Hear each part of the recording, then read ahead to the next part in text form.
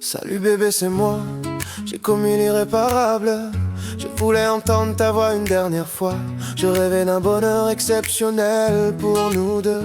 Ce manque de thunes et cette misère m'a rendu fou. J'ai voulu croire en la chance qu'après un super coup tout irait mieux. Hélas, rien ne s'est passé comme prévu. Malgré ma motivation à me sortir du ghetto, j'avais les mains tremblantes. Je suis au guichet de cette banque, l'arme en plastique dans la manche. Je pense à nous et à notre avenir. Je le voulais beau et rempli de rêves et de folie. Que l'on fasse enfin ce que l'on veut. Partir au bout du monde, dépenser sans jamais se ruiner. Ou regarder les jours de fin de mois défiler. Les factures qui nous atomisaient, les prix qui explosent et n'en finissent jamais. J'en ai eu assez bébé, fallait que je fasse un choix. Un seul coup pour une vie meilleure. Mon amour, je suis si désolé. Je voulais t'offrir une belle vie, que tous les deux nous puissions vivre enfin heureux. J'ai fait ce choix d'entrer dans cette banque pour changer notre misère de vie. Le doigt sur cette gâchette, je n'ai plus de solution. Pardonne-moi mon amour, ton seul soleil qui t'aime te dit adieu. Oh, oh, oh, oh. Hey. Devant ce guichet, je suis en sueur. J'ai peur de commettre une erreur, de voir cette terreur dans les yeux des gens. Leur innocence et leur comportement imprévisible, d'un homme sentant la mort ou le danger arrivé. Tout cela tourne dans ma tête et peut vite partir en vrille. Je veux faire de mal à personne, juste prendre mon blé et me tirer avec toi bébé. Mais la panique a augmenté ma nervosité, j'ai sorti mon flingue. Se jouer en plastoc pour humilier ce putain de banquier.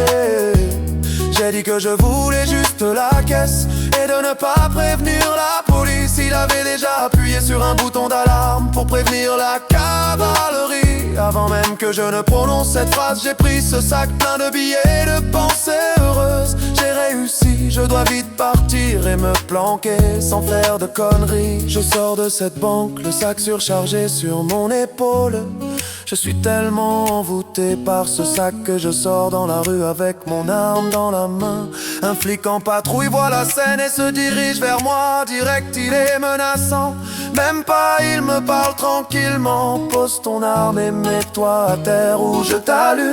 Dans la situation, j'ai fui sans me retourner. J'ai cavalé de 100 mètres plus vite qu'un champion athlétique. Mais ce flic m'a mis une bastos dans la jambe gauche. Je me suis écroulé puis relevé et continué à tracer mon chemin dans la douleur. Je me suis réfugié dans une cage d'escalier en espérant que personne ne m'avait vu. Je reste là, sans bouger, sans rien faire, juste attendre que tout se calme dans ce hall d'immeuble. J'entends la télé à fond, la caisse chez une personne. Il parle du hold-up et j'entends mon nom qui est cité. Je suis désespéré, moi qui pensais avoir réussi.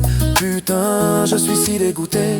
Je pense à ce que je vais prendre s'ils m'arrêtent. 10 ans, 20 ans ou 30 ans, ma vie est terminée. Ils me laisseront sortir quand j'aurai les cheveux blancs, avec une canne et en mauvaise santé. J'ai 21 ans, que dois-je faire mon bébé? Je suis si désolé, cette vie que je voulais ne s'est pas réalisée. Tous ces rêves se sont effondrés. Je me sens écrasé par la culpabilité de ce que j'ai fait. Le regret n'est plus possible. Soit j'assume et je purge ma peine, soit je décide de partir de cette vie comme un lâche enfermé.